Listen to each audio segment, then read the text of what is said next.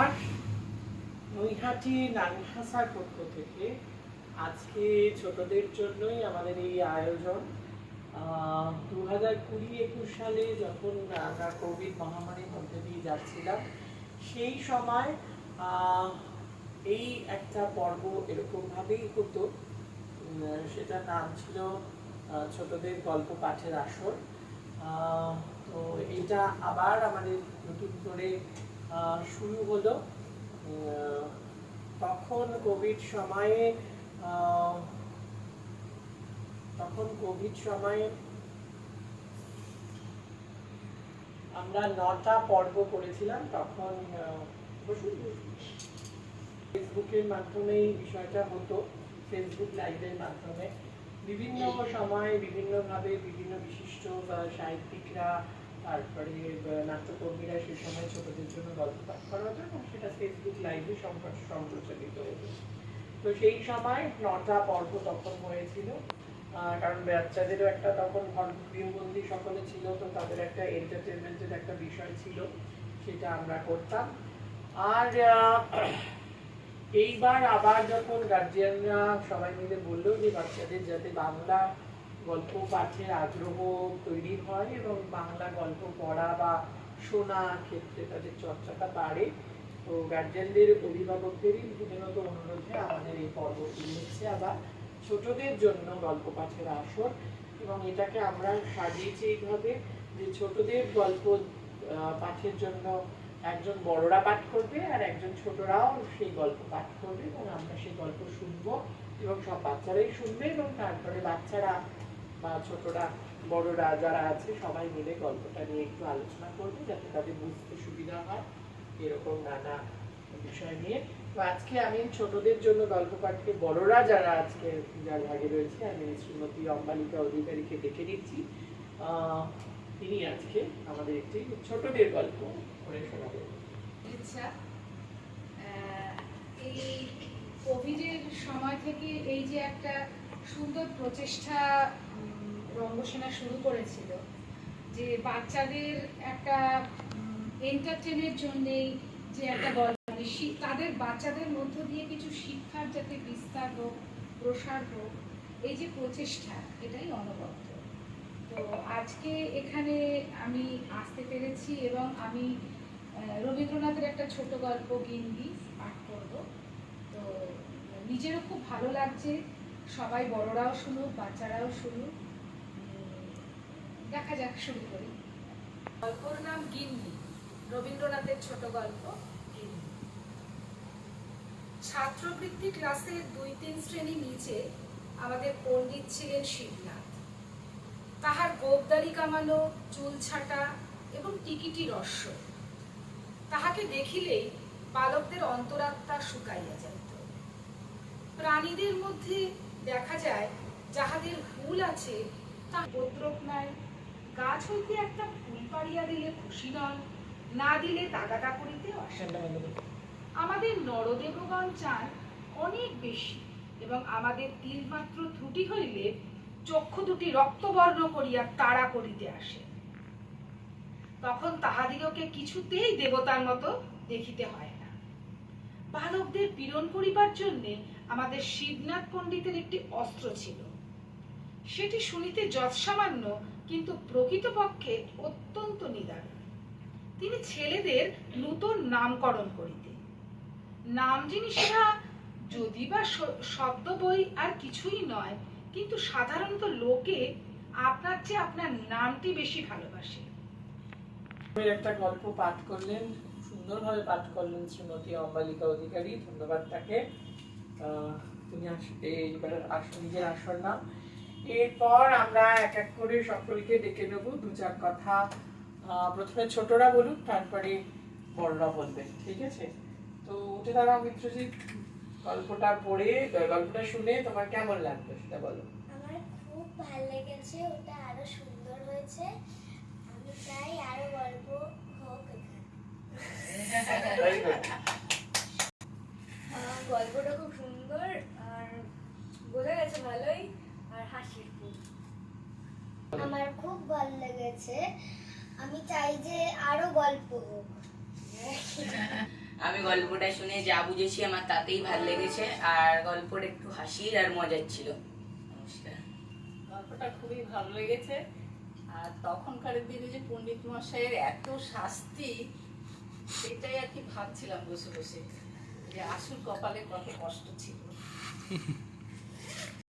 রবীন্দ্রনাথের সব গল্পই ছোটদের জন্য যা উনি রচনা করে গেছেন সবগুলোই খুবই সুন্দর, খুবই ভালো। আমার খুব ভালো লেগেছে এই ধরনের অনুষ্ঠান বা এই ধরনের বাচ্চাদের শিক্ষামূলক কিছু করাতে আমি খুব আনন্দিত। মধ্যেই ফেসে আছি।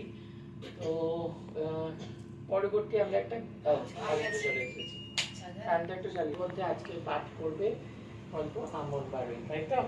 তাহলে আমরা একটা 10 মিনিটের ব্রেক নিচ্ছি। ওদের আমাদের দ্বিতীয় পর্বে চলে এসেছি, মানে দ্বিতীয় অংশে চলে এসেছে অনুষ্ঠানে। আর এবার ছোটদের জন্য গল্প পাঠে ছোট রাজি আছে। সেই ছোটদের মধ্যে একজন হচ্ছে বসো বসো সুন্দর করে কুমারী আমন বারুই। ও আজকে আমাদের একটি গল্প পাঠ করে শোনাবে। সেটা হচ্ছে খুদে গুলবাজ নিকোলাই নোসভের লেখা একটি ছোট্ট গল্প। সবের লেখা একটি ছোট্ট গল্প খুদে গুলবাজ আমি আজকে পড়ে শোনাবো। বাগানের মধ্যে বেঞ্চিতে বসেছিল কুসুমকার। বয়স কত তোর ছোড়া? 95। তোর? আমার 140। আগে আমি ছিলাম মস্ত বড়, বরিশ কাকুর মতো। তারপর ছোট হয়ে গেলাম। কুসুমকার চেয়েও খাসা কিছু একটা বললে তবে এ আর কি। আমি একবার না গিয়েছিলাম আফ্রিকায়, কুমিরে খেয়ে ফেললে আমায়। মিথ্যুক কথাকার। মিশুৎকা হেসে উঠল।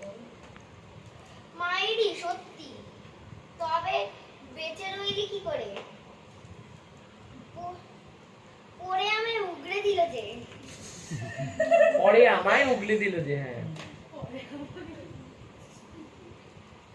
মিশুৎকা ভাবলো একটু।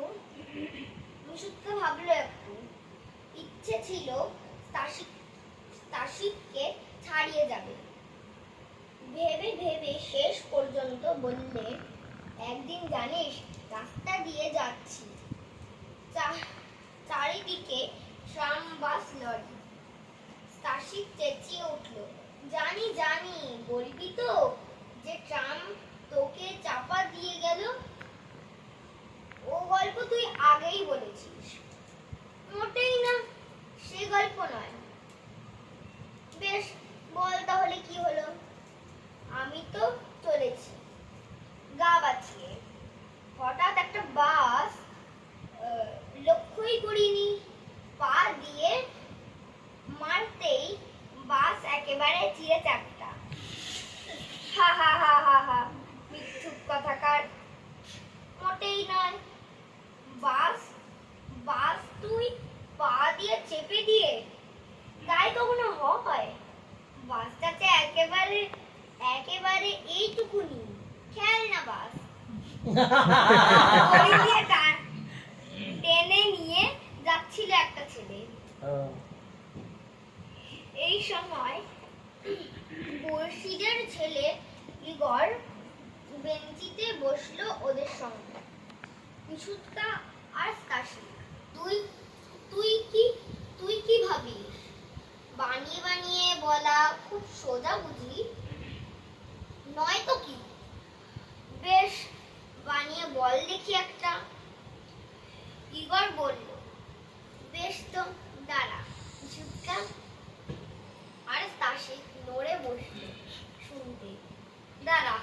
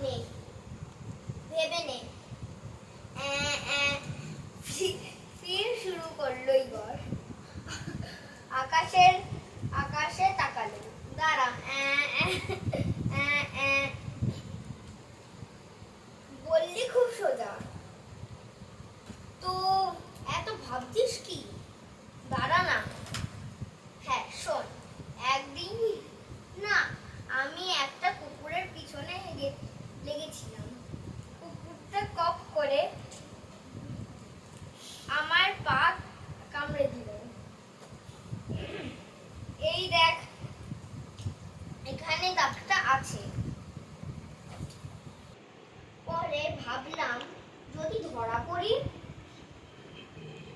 বললাম কি ইরাটার ঠোঁটে খানিকটা জ্যাম মাখিয়ে দিলাম।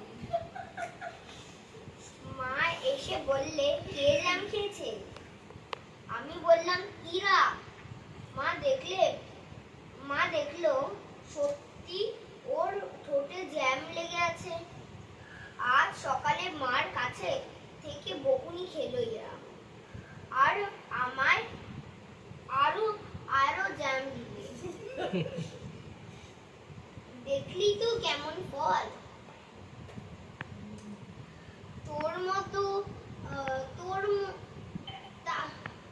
তার মানে তোর জন্য অন্যে বকুনি খেলো, আর আর তুই দাঁত কেলাচ্ছিস কেন? জ্যামের জন্য। আমি কিন্তু খাইনি, ইগর আমার নামেই লাগিয়েছে। ওই খেয়েছে বোধ হয়। দোষ দিয়েছে আমার। সুৎকা বললে ইগর তো খেয়েছে, ও নিজেই বলেছিল। কাঁদিস না ইরা, চল তোকে আমরা ভাগের আইসক্রিম দেব, আর আমি তোকে দেব আমার ভাগ। মিষ্টি রে, আইসক্রিম পেলে আর আমি কিচ্ছু চাই না। জানিস একবার আমি পুরো এক বালতি আইসক্রিম খেয়েছিলাম। যত বাজে কথা। হেসে উঠলো এরা। এক বালতি আইসক্রিম খেয়ে বলেই অমনি সবাই জোরে হাততালি হোক সবাই মিলে। কত সুন্দর করে খুব কষ্ট করে পড়েছে, কিন্তু খুব সুন্দর মজার একটা গল্প পড়েছে। সেটা হচ্ছে খুদে গুলবাজ, এবং সমস্ত সুন্দর করে ও মানে নিজের, আমি দেখলাম ওর এবিলিটিটা ও খুব সুন্দর করে সেটাকে কভার আপ করে নিজের মতো করে করে বলেছে। ও খুব ভালো বলেছে।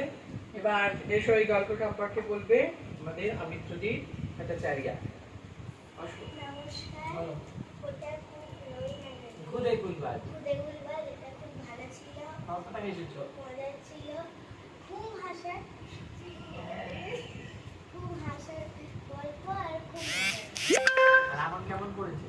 আমার খুব ভালো লেগেছে, আর আশা করি আরো প্রাপ্তি ভালো এদিকে চলে হয়েছে। আয়। এখানে এসে বলবে। পুরো গল্পটাই খুব হাসির, আর আমার খুব সুন্দর পড়েছে, চেষ্টা করেছে পড়ার, আর আমি তো মনে পুরো নাটকটাই হাসছিলাম। গল্প হ্যাঁ, পুরো গল্পটাই মানে শুনতে শুনতে হাসছি। কিছু রয়েছে, মিথ্যে কথা বলতে নেই, ইরাকে ফাঁসিয়ে দিয়েছে, তাই না? তবে ভাগ করে ফেলে। ভাগ করে খেতে হয়। হ্যাঁ, আমার খুব সুন্দর লেগেছে এই নাটকটা। নাটক না, গল্প। গল্পটা খুব সুন্দর লেগেছে, আর ও খুব ভালোভাবে চেষ্টা করেছে বলার। হ্যাঁ, আর এমনিতেও ভালোই করেছে, আমার খুব হাসি লেগেছে। নমস্কার। সব থেকে তো আমন খুব ছোট, সেইখানে দাঁড়িয়ে ওর উপস্থাপনাও খুব সুন্দর। এটা কোনো বলার অপেক্ষা রাখে না। আর গল্পটা তো আমাদের কাছে অবশ্যই শিক্ষণীয়। তো মানে মিথ্যে কথা বলার মধ্য দিয়েও যে কত তার মধ্যে কমেডি থাকে, কত হাসির উপস্থাপনা থাকে, এই গল্পটার মধ্যে দিয়ে আমরা সেটা জানি। Thank you. আমার গল্পটা খুব ঠিক করে একটা সুন্দর গল্প উপস্থাপনা করেছে। তা ওর গল্প করার মধ্যে একটু অসুবিধা হলেও ও নিজের চেষ্টা করে গল্পটাকে শেষ মানে প্রডিউস করেছে আর কি এখানে। আর গল্পটার মধ্যে অনেক কিছু বুঝবার ব্যাপার রয়েছে। শিশুদের যে শিশু মনে যে কী হয়, কী করে ওরা ছোটোবেলায়, সেটাই এখানে গল্পটার মধ্যে তুলে ধরা হয়। আমার খুব সুন্দরভাবে বলেছে। ওর অনেক অসুবিধা হচ্ছিল, তবু মানে তার সাথেও পরপর চেষ্টা করে গেছে। আর এই গল্পটার মধ্যে বাচ্চা সুলভ সব কথাবার্তা